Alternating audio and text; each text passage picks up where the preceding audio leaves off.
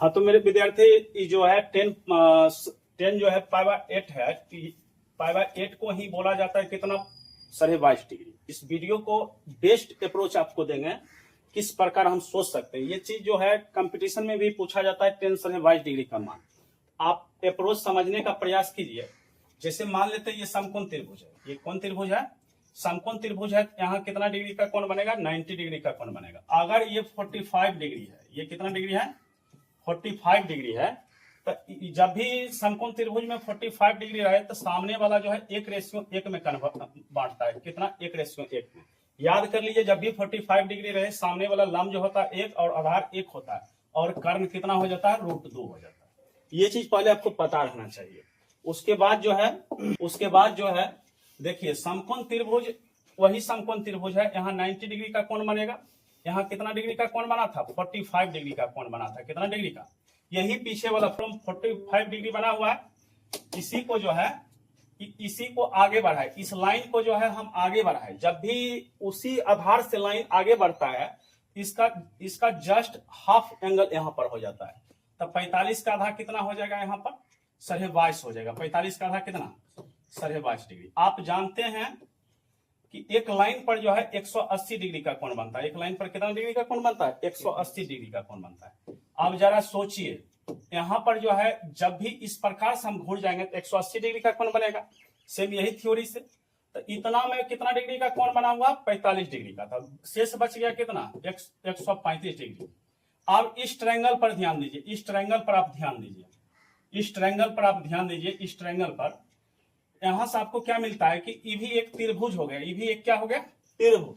ये 22.5 डिग्री, ये 35 degree, sorry 135 degree. इस शेष कितना बचेगा? 22.5 degree. 22.5 degree, 22.5 degree, 45 degree, 135 degree, कितना? 180 डिग्री। ये कोण आपको बन जाएगा 22.5 डिग्री। ये कोण कितना बन जाएगा? 22.5 डिग्री। अभी जस्ट बता, इस त्रिभुज को देखिए, पहला वाला त्रिभुज को, पहला वाला यानी ई पार्ट को देखिए। तो अभी जस्ट हम बताए हैं जब भी 45 रहे तो सामने वाला कितना होता है? 1:1 में होता है। जब ये 1 तो ई कितना हो जाएगा? √2 हो जाएगा। अभी जस्ट बताए थे, यहाँ पर बताए थे कि नहीं, 1:1 रहता है तो क्या हो जाता है? √2 हो जाता है। अब देखिए, अब जो है इस त्रिभुज को देखना। इस त्रिभुज में क्या है कि दो कोण बराबर है, 22 तो सामने वाला भुजा भी बराबर होगा। यानी ये भुजा और ये भुजा आपस में क्या हो जाएगा? बराबर। क्यों? 22.5 डिग्री के सामने वाला भुजा, 22.5 डिग्री के सामने वाला भुजा, दोनों आपस में क्या होगा? अब यहां से लेके यहां तक कितना था? यहां तक कितना था? √2। तो ये भुजा आपस में बराबर है, ये भी क्या हो जाएगा? √2 हो जाएगा। अब जरा सोचिए, यहां से लेके यहां तक कितना हो जाएगा? √2 प्लस कितना? 1 हो जाएगा। √2 प्लस कितना हो जाएगा? 1 हो जाएगा। क्यों? क्योंकि यहां से जो है यहां तक की दूरी √2, यहां से यहां तक की दूरी 1, तो टोटल दूरी कितना? √2 प्लस 1। कोई दिक्कत? अब जो है जरा सोचिए, बड़ा वाला त्रिभुज के लिए बड़ा वाला त्रिभुज के लिए क्या है? बड़ा वाला त्रिभुज अगर 10 45 लगाते हैं, 10 कितना लगाते हैं? 45 डिग्री लगाते हैं। यहां से 10 45 लगाते हैं तो इसके सामने वाला लंब होगा। सामने वाला मतलब ये लंब होगा। तो 10 का फॉर्मूला होता है लंब बटा कितना? आधार। इसके लिए लंब हो जाएगा कितना? 1। आधार क्या होगा? आधार होगा पूरा का है, इसका जो है पूरा आधार यहां तक है। आधार कितना हो जाएगा?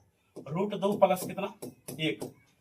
अब जब इस फॉर्मेट में आता है तो क्लास 9th में आप पढ़े हैं कि इसका परिमेयकरण होता है। क्या होता है? परिमेयकरण। उल्टा चिन्ह से, प्लस है तो माइनस है। यहाँ पर क्या हो जाएगा? √2 - 1। अब ऊपर गुणा करेंगे तो कितना हो जाएगा? √2 - 1। नीचे लग जाएगा क्या? a + b, a - b। ये हो जाएगा कितना? 2 - 1, यानी हो जाएगा कितना? √2 - कितना? 1। यही राइट इसका आंसर है। यानी 10 कितना? 10 सॉरी 22.5 ने हम लिखते 10 22.5 डिग्री का मान कितना हो जाएगा? 10 22.5 डिग्री का मान हो जाएगा आपको कितना? √2 - 1। उम्मीद करते हैं कि आपको वीडियो अच्छा लगा होगा। वीडियो अच्छा लगे मेरे भाई शेयर लाइक कमेंट अवश्य करें।